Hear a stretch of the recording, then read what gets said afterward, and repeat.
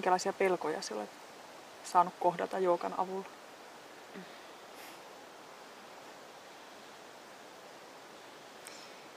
Niin, tosi paljon erilaisia, mutta menettämisen pelkoa ja kaikkien muutoksen pelkoa,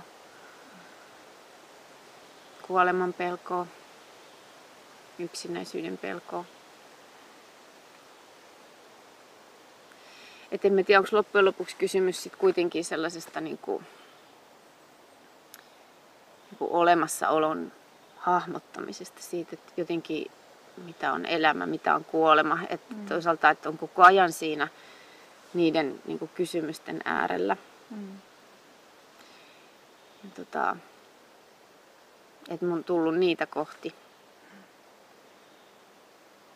Mutta mä oon käsitellyt niitä pelkoja silleen, että ne on oikeastaan ollut lapsuudessa tapahtuneita asioita, jotka on jäänyt silleen, että on jäänyt niinku sellaisia rajoituksia itselle, että ei voi tehdä asioita, koska pelottaa.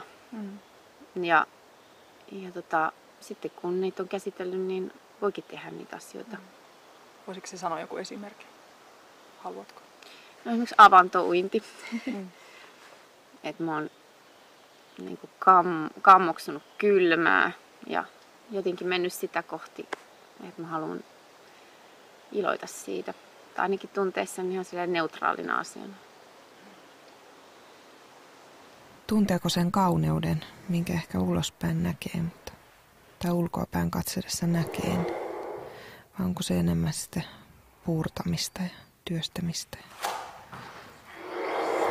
No kyllä musta tuntuu, että se on aika lähellä niinku kauneuden kokemista se, että silloin kun on niinku tasapaino just jossain aasanassa, niin ei sitä ajattele miltä se näyttää, mutta että se tunne on jotenkin niin täydellinen, että sama mun mielestä, että luonnossa joku näkee jotain niin kaunista, että siitä haltioituu, niin kyllähän tässä mun mielestä niin kuin parhaimmillaan ja hyvin harvoin haltioituu.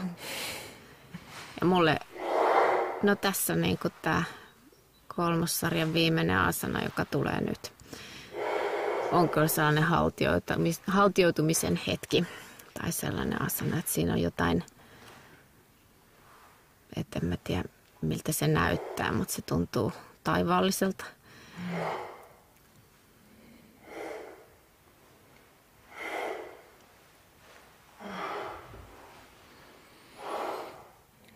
Ja se myös näyttää siltä.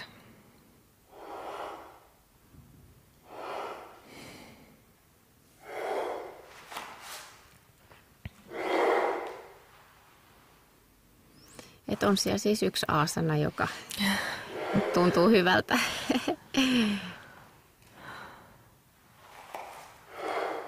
Ja se on se viimeinen tietenkin, että täytyy tehdä ensin kaikki muut. Se on siellä kirsikkana kakukerma